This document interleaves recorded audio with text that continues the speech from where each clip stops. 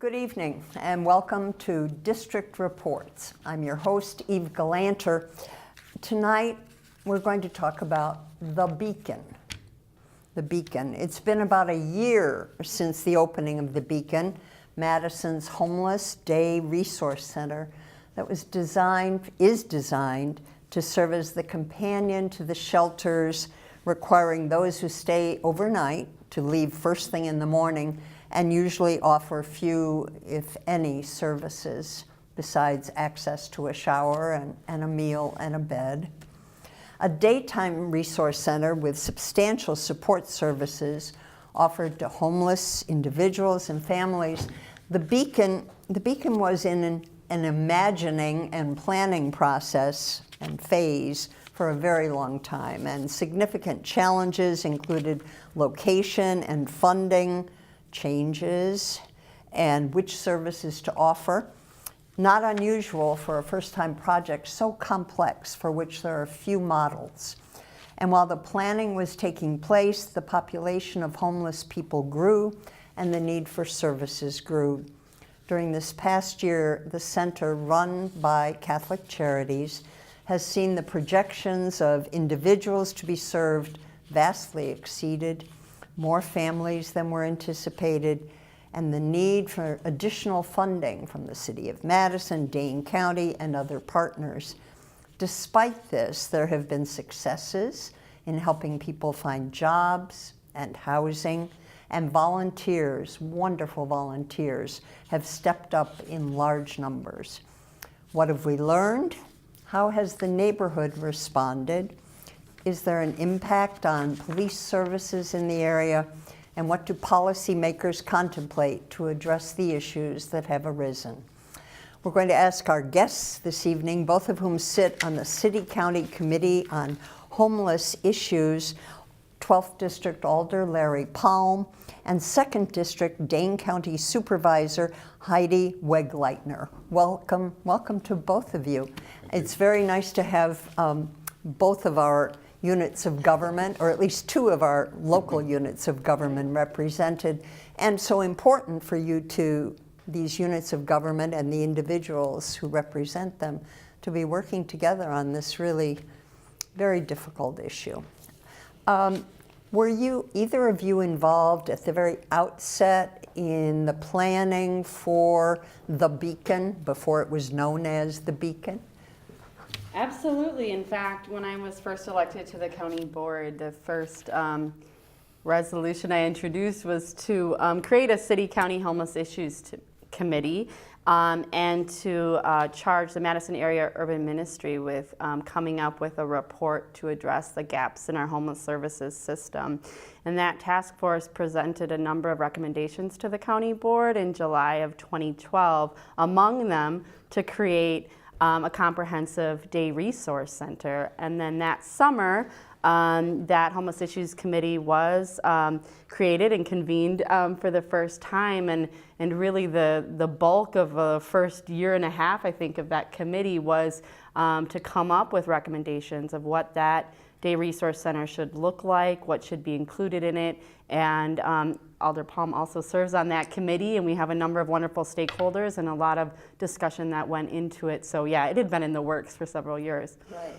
And did you contemplate when it first, well, it didn't, there wasn't there were many locations that were identified. Larry, can you talk a little about what happened? Right. And how you made the decision in terms of distance from the square, which people were concerned about? So I think we need to acknowledge the efforts of Dane County. They were the ones who really led the process of trying to build the building, and of course they were interested in having partners with operating. But the building is substantially Dane County, and yes, so the original locations were far away, and I think that was one of the first real things that the homeless issues, actually at that time it was a Dane County committee, and really said was, you know, it needed to really be accessible. It needed to be near where other shelters were. It needed to be on bus lines. It needs to be down in the core where people can walk to and walk from and do things. And so the first location was not very accessible. So that was, the committee, I think, wrote a resolution or something to say that we'd like you to try again. And then I think Messner's was sort of the second place. Would you clarify what Messner's Messner's is? further down East Washington Avenue next to what is now Pascal's, which the county had bought and now is converting into apartments, I believe. But that was still, The county bought for the purpose of creating a center. And then, but that was still sort of, in a way, it was closer. It was certainly, but there was some concerns about the daycare center behind it and some other issues. And so when it was really the Chamber of Commerce who came up and said, you know, we have a building, it's in a great location. They had to make a decision about whether they were going to redesign the building or just go somewhere else. And at some point they just said to the county, we have this facility, we think it'd be great for this. And I think that was a fairly universal sort of agreed upon solution because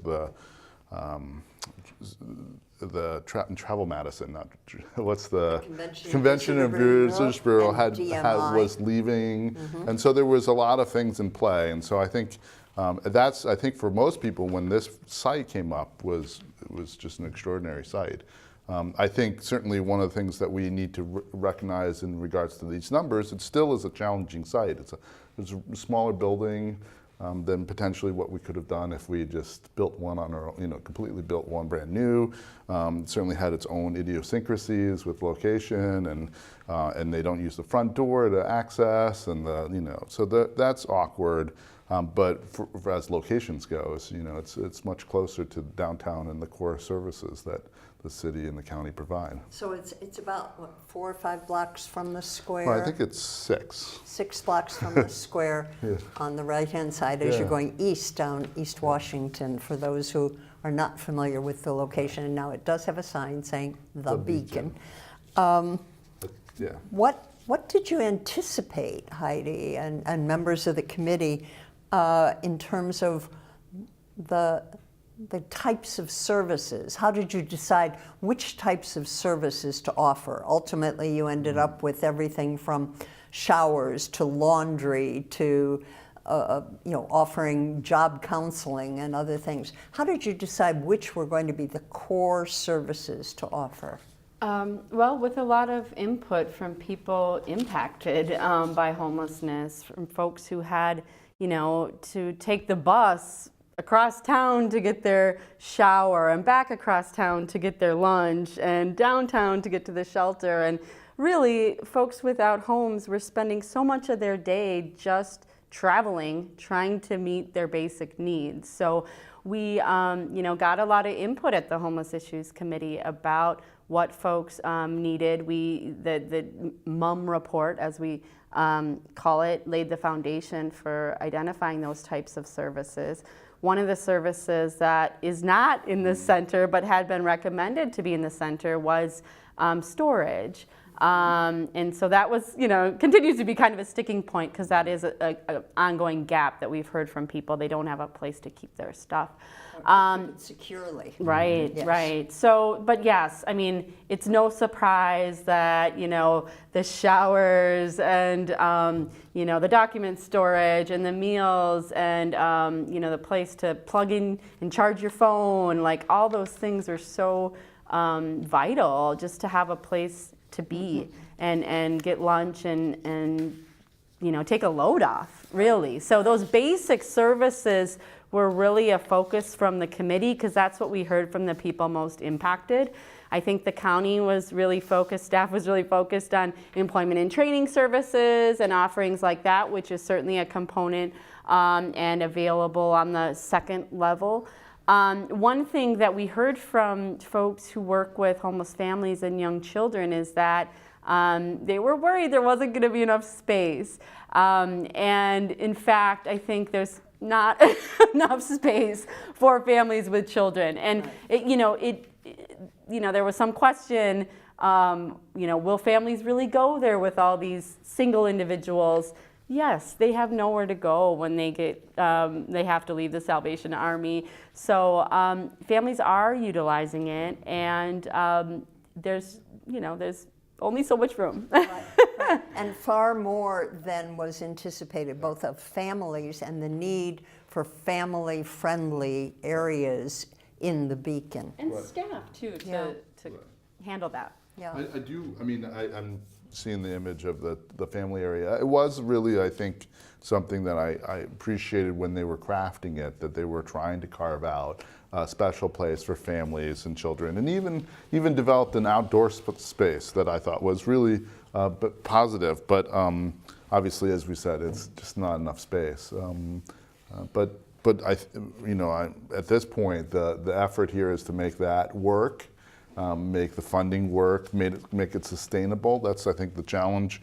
We didn't know when we were sort of concocting this what it was really going to look like or how much it was really going to cost, and now the numbers come in, and so the city and the county, as well as the partners, as you said, are trying to step up and within our own limited budgets, help support the need. Well, I think I'm going to take issue with one thing you said, Larry, which is, I think the people that were putting together these proposals, knew it would cost hundreds of thousands of dollars to staff a facility that was going to be used by hundreds of people every day. It's hard to find that in, our operating budgets, right? And to create this new program. So it did take us some time, several years to build up that operating commitment to make it work. So you see in this year's budget, for example, the county executive increased it, the county's commitment in his proposed budget by $67,000, and now the county is almost funding $250,000 in operations for the Day Resource Center. And the city has in its budget an increase as well, or it's Right. a proposed? The finance committee increased it by $50,000, from our original commitment.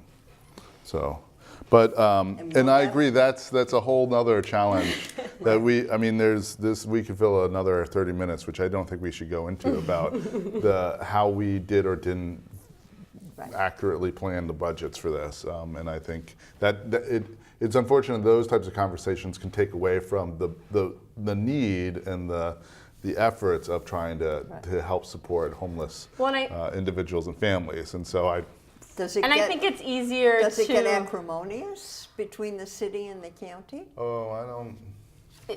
There's always kind of that, what are you doing? Are you doing enough?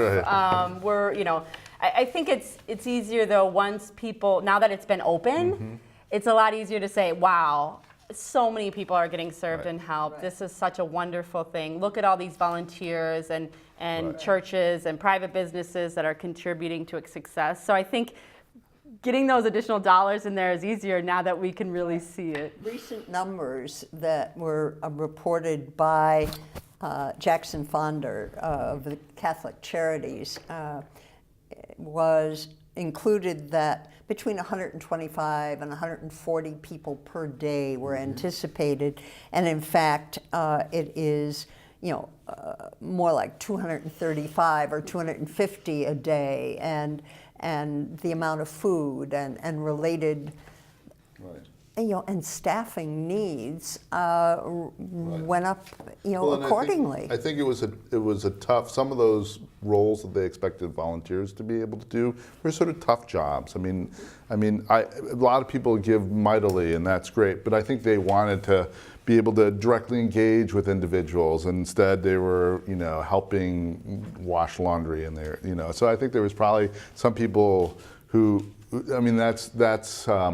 That's part of their challenge, is to make sure that they get enough volunteers, and the turnover has been a challenge. But I think, I think that's part of the year of experience, right? As you start learning what people will volunteer to do, what they won't volunteer to do, where you have to pay staff, where you have to fundraise, and so we're getting this together, and hopefully a year from now we'll know these numbers. There won't be a challenge with trying to pull it all together. Right. Mr. Fonda reported that almost 550 volunteers had been trained, and that 379 individuals, sort of repeat volunteers. That's a wonderful outpouring from the community, but the expectations of what they were going to do and what was needed to be done obviously may not have been in complete sync. What about the neighborhood? The neighborhood, which had expressed concern, I'm sure, initially, because folks were not entering off East Wash, entering around the back where the parking lot is. Either of you have information about the neighborhood's response? Have there been neighborhood meetings? Are we addressing those concerns? There was a meeting, I want to say in June. Yeah. It was several months ago. Where the staff presented on how things are going, shared a lot of data, and the neighborhood was invited. I think they try to keep communication with the neighborhood associations. They've made some policy changes in response to some of the issues that were occurring in the parking lot. In fact, Could you share what some of those are? Well, folks who are homeless are often victimized or preyed upon by folks who maybe don't have the best intentions for them. And so even there were folks who weren't really using the facility or there to get served with homeless services, but were there and maybe, up to some troubling activity in the cars that were parked in the parking lot. And so they changed some policies as it related to parking, and now there's not actually guest parking in the parking lot. And, I had some questions about that. If there wasn't security guards out in the backyard? There's hired security that do rounds, and I think they've even increased that a little bit. They're walking through the neighborhood just to make sure that, or kind of around to are they private security or are they police officers? They're private security. I think Okay. they do probably have a good close working relationship with the neighborhood officers there. But yeah, they definitely have security there, and they've changed some parking rules and I think try to keep engaged with the neighborhood on those things. I think it's mostly commercial around there, but First Settlement neighborhood is probably the closest right across Blair Street that I've maybe heard the most, and Alder Rummel probably hears the most from. And I think for the police response, you have to, I think they've felt that this has been fairly successful. You've got to recognize that there's now a concentration of individuals. So maybe the data had them spread all across the city, or but now we've got an address that we're attributing more context to, and so it can sometimes with the data look like this sort of epidemic or something, but it's really just sort of the concentration of people in the same place that could have had those challenges elsewhere, but now they're in this parking lot or in the building. And so I think from the police perspective, they've obviously there was a sort of a blip that they sort of were concerned about, but I think it's been fairly successful. It is nicer to have a place where they know there's an engagement and an involvement, and we can work with that as a partner instead of just we're dropping them off at a coffee shop or something that people are not trained or aware of the situation and how to enhance this. And some of the business owner neighbors, MG&E, Festival Foods, they have representatives on the Beacon Community Advisory Board, on which I also sit. So I think that's another way that that group has been meeting quarterly to talk about issues and figure out how to best support the Beacon. Right. And I can understand how we might have fudged a bit on the numbers in terms of dollars and saying, well, this should do it or that should do it. But how were we so far off in terms of the numbers of people? Are these folks newer to Madison than were being contemplated when we first, 6 years ago when you started thinking about the need for a homeless day shelter? We haven't had something like this before. So we've had temporary day centers, the one that operated on the 800 block of East Washington, and then Bethel downtown. Right. Neither of those spaces were super big. They didn't offer showers and the same level of amenities that this center offers. So I think more people want to go here because they can, that there's things that they need that are there. And including folks who don't access overnight shelter necessarily. And so, there are a lot of folks who sleep in their cars or camp out in places that aren't meant for people to live, but because that's, I guess, the best option for them at that point in time, that's where they're at. So people, are coming to use a facility because it's a welcoming place where they can, get their needs met. Well, let's talk about some of the successes. But I don't attribute, I think maybe some of that question was, I don't attribute the rise to people who've just learned about how the great services are and they just come here. Right. I think this local or consistent, people obviously are always coming in or out. And I think we also recognize that, like the road home closed, which was serving people during the day a bit ago, families, and they closed.